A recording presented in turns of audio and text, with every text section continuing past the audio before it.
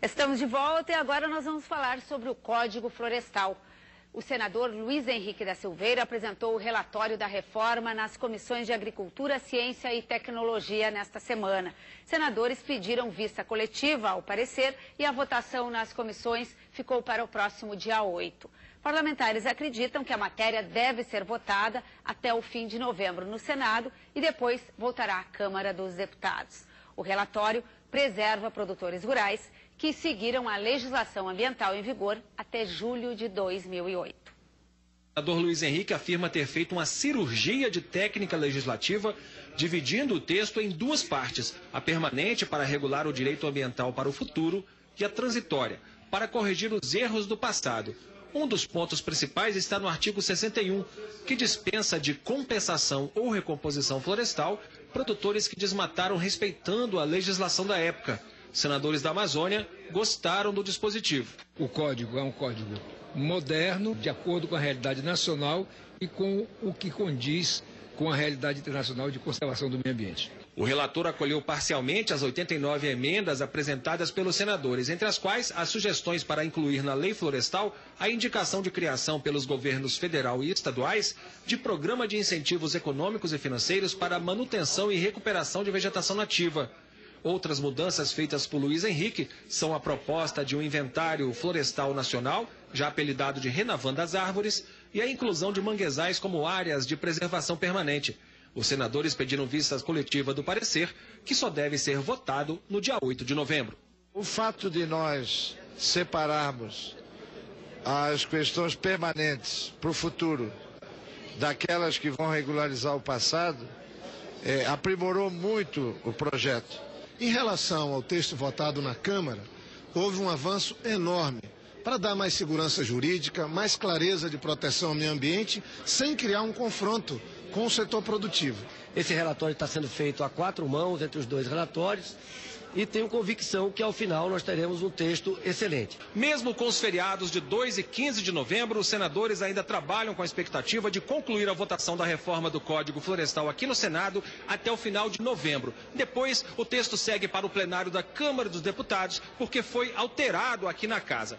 E segundo o senador Valdemir Moca, do PMDB do Mato Grosso do Sul, que é o responsável pela interlocução entre os senadores e os deputados, o texto apresentado aqui nas comissões de Agricultura e Ciência e Tecnologia tem grande chance de ser aprovado na Câmara dos Deputados. Se eu tivesse que dizer hoje o texto atual, eu acho que os senhores deputados aprovariam com uma outra resistência, mas 99% eu acho que teria consenso.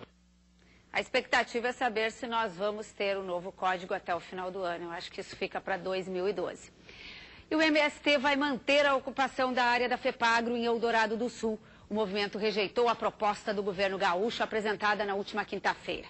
Em entrevista coletiva, o secretário de Desenvolvimento Rural, Ivar Pavan, disse que a proposta é incluir famílias de sem terra em projetos de pesquisa com arroz orgânico. Em contrapartida, o movimento deixaria a área ocupada desde segunda-feira. O secretário disse que existem 1.500 hectares no estado para o assentamento e que deverão ser ocupados até o final do ano que vem. O governo ainda anunciou que o MST deve desocupar até domingo a área da FEPAGRO em Vacaria, que foi invadida ainda em setembro.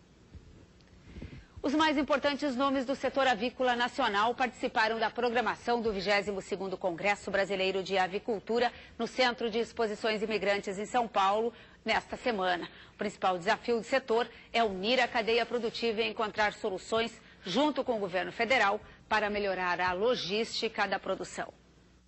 O Brasil é o maior exportador de carne de frango do mundo e o terceiro maior produtor atrás da China. Neste ano, o segmento avícola vai produzir 13 milhões de toneladas de carne, das quais 9 milhões vão para o mercado interno. Além de responder por 1,5% do PIB brasileiro, o segmento também gera mais de 4 milhões de empregos diretos e indiretos.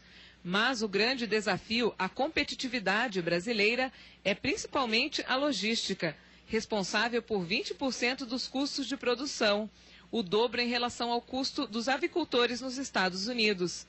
Na abertura do 22º Congresso Brasileiro de Avicultura, o presidente da UBABEF entregou ao vice-presidente da República, Michel Temer, vários pleitos e sugestões para melhorar o desempenho do setor. Bem, nós levantamos todos os problemas, menores ou maiores, que complicam a vida do setor, você falando de logística, transporte rodoviário, ferroviário, que quase não tem, seria mais barato, hidroviário, problema nos portos, até falta de containers, de tomadas, de, assim, uma definição clara de cada empresa poder ou não poder transportar, para não ficar à espera dias, isso tem custo.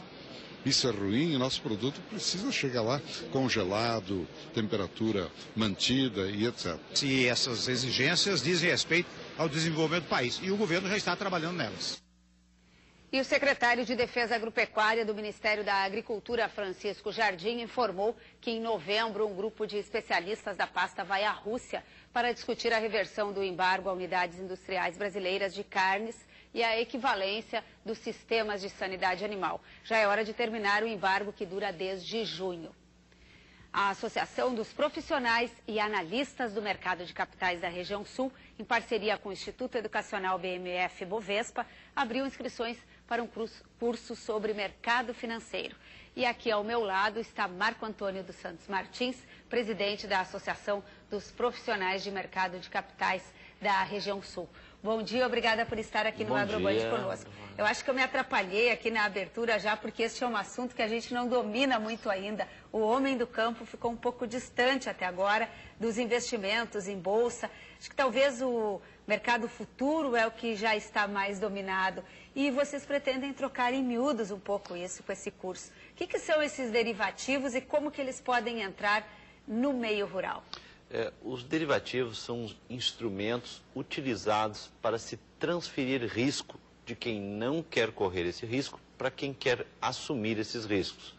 Na prática, um dos melhores exemplos para se pensar em derivativos é o seguro de automóvel.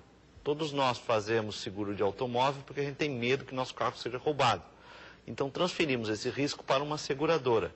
Quando a gente leva isso para a realidade do setor agrícola, o derivativo é um excelente instrumento para que o agricultor consiga transferir o risco de flutuação de preço, que é uma das principais variáveis do seu setor, para o mercado, ou para alguém que esteja disposto a correr esse risco e para que alguém esteja, vamos dizer assim, transferindo para o agricultor a segurança da baixa flutuação de preços. Ele vai travar o preço e vai ter a garantia de receber este valor que ele está acertando se o preço baixar. Exatamente. Se o preço aumentar, ele tem a opção de não entregar ou não. Este é o objetivo. Este é o objetivo do curso. Mostrar que existem vários instrumentos para se fazer este seguro. Um desses instrumentos é o contrato a termo, onde é exatamente o que você começou a falar. Você vai entregar o produto no preço, se o preço estiver maior, você vai entregar o preço acordado, você vai deixar de ganhar. E existem outros contratos, que são os contratos de opções, onde se o preço sobe, você se aproveita da alta de preço. Agora, se o preço não sobe, você consegue manter um preço mínimo que você estaria disposto a vender o seu produto. Estes instrumentos são os instrumentos que nós pretendemos explicar no curso.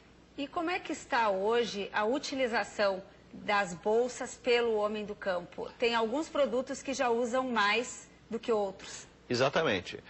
Basicamente, nós vamos encontrar muitas cooperativas agrícolas usando bastante instrumentos de derivativos e usando muito os contratos futuros, principalmente os contratos futuros de soja.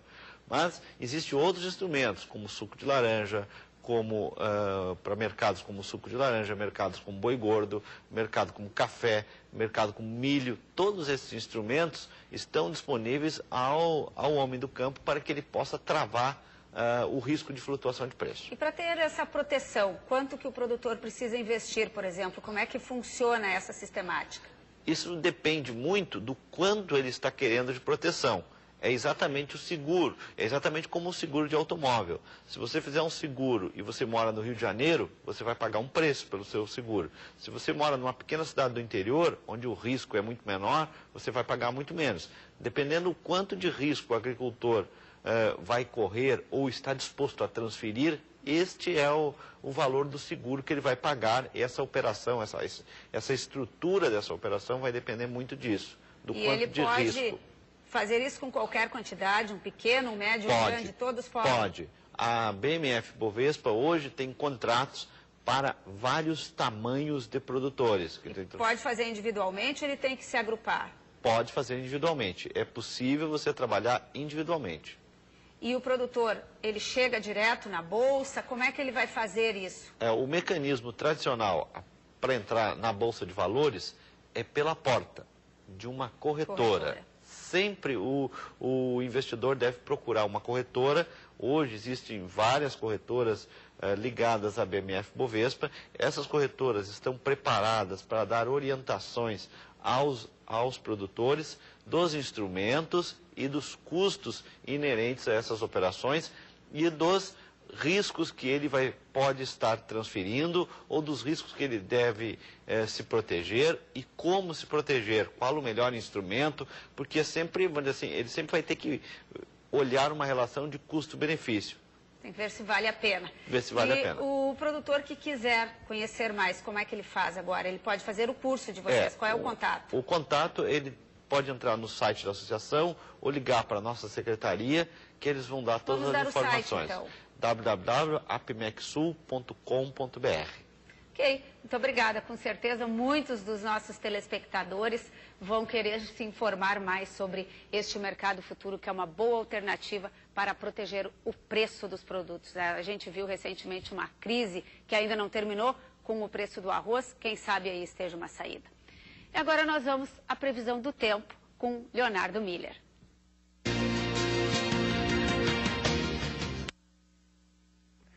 Bom dia, Lizemara. Bom dia a você que está acompanhando o Agroband. Depois de uma semana que começou com muita instabilidade e chuva forte em todo o estado, mas sem registros de estragos nas plantações, os próximos dias serão de tempo firme no Rio Grande do Sul. Hoje o dia será ensolarado e a sensação de frio ainda continua pela manhã. Na Serra Gaúcha, a mínima é de 4 graus nas primeiras horas do dia. Como o sol aparece sem nuvens na parte da tarde, faz calor em todas as regiões. A máxima fica entre 23 e 26 graus. O tempo firme é excelente para a colheita do trigo no norte e noroeste gaúcho e para a continuidade do plantio do arroz. Nos próximos dias, uma nova frente fria passa pelo estado, aumentando a nebulosidade, mas sem chance de provocar chuva. Somente as temperaturas diminuem um pouco. Na Serra, as máximas não passam dos 21 graus. Assim como na região metropolitana, onde o tempo firme garante boas condições para a colheita do pêssego, que começa oficialmente esta semana em Porto Alegre. Um bom dia a todos. É com você, Lizemara. Obrigada, Leonardo. E aconteceu na noite da última quinta-feira, aqui em Porto Alegre, a entrega do 10º Prêmio Massey Ferguson de Jornalismo. O prêmio, que leva o nome da marca de tratores e máquinas agrícolas do Grupo ACO, busca o reconhecimento das melhores reportagens com temas relativos ao agronegócio. A premiação é nacional e contempla matérias jornalísticas de jornais, revistas, televisão, internet e também trabalhos de fotojornalismo. E o principal prêmio da noite, o destaque ACO de Jornalismo Rural este ano, foi para o Grupo Bandeirantes de Comunicação. O destaque ACO de Jornalismo Rural é escolhido por um júri de jornalistas independentes. Neste ano, todos eram gaúchos e escolheram por unanimidade pela premiação a Bandeirantes. O prêmio Massey Ferguson de Jornalismo é realizado pela marca desde 2001. É um trabalho de alta importância para divulgar, para informar mais sobre a evolução do agronegócio, seja máquinas e, de maneira geral, a agricultura brasileira, para o próprio país até fora do país. E nós estamos muito orgulhosos porque temos uma colaboração com o nosso Agroband nesta premiação. Queremos agradecer a todos os produtores rurais que fazem o agronegócio no Brasil. O Agroband de hoje está chegando ao fim. Lembrando que você pode mandar sua sugestão